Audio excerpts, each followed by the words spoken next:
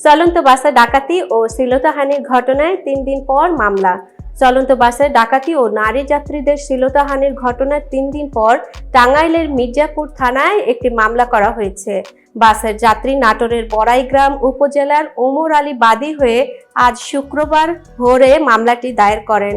সকাল 10টায় মির্জাপুরের থানার কর্তব্যরত কর্মকর্তা উপপরিদর্শক এসআই খায়রুল বাশার এই তথ্য নিশ্চিত করেছেন। মামলার বাদী ওমর আলী বলেন, গত সোমবার রাত 11টায় বাসে উঠে ডাকাতির কবলে পড়েন তিনি। এরপর থেকে এ ঘটনা নিয়েই আছেন। আজ ভোর 4টার দিকে পুলিশের গাড়িতে করে তিনি যাত্রী সোহাগ হোসেন ও তাদের ব্যবসায়িক অংশীদার আবু হানিফকে মির্জাপুর থানায় আসেন।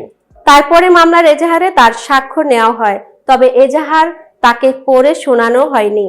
তিনি জবানবন্দিতে ডাকাতির ঘটনা ও 2 নারীর শ্লীলতাহানির বর্ণনা দিয়েছেন, কিন্তু এজাহারে কি লেখা হয়েছে তিনি জানেন না। ওমর আলী আরো বলেন, বাসের সুপারভাইজার সুমন ইসলাম 33, চালক বাবলু আলী 30 ও তার সহকারী মাহবুব আলম 28 মির্জাপুর থানায় এসে বসে আছেন। তারাও মামলা করবেন। ওমর আলী অভিযোগ করেন, ওরা চালক ও তার সহকারী ঘটনার সঙ্গে জড়িত, ওরা আসামি হবে, আবার ওরাই মামলা করার জন্য এসে বসে আছেন।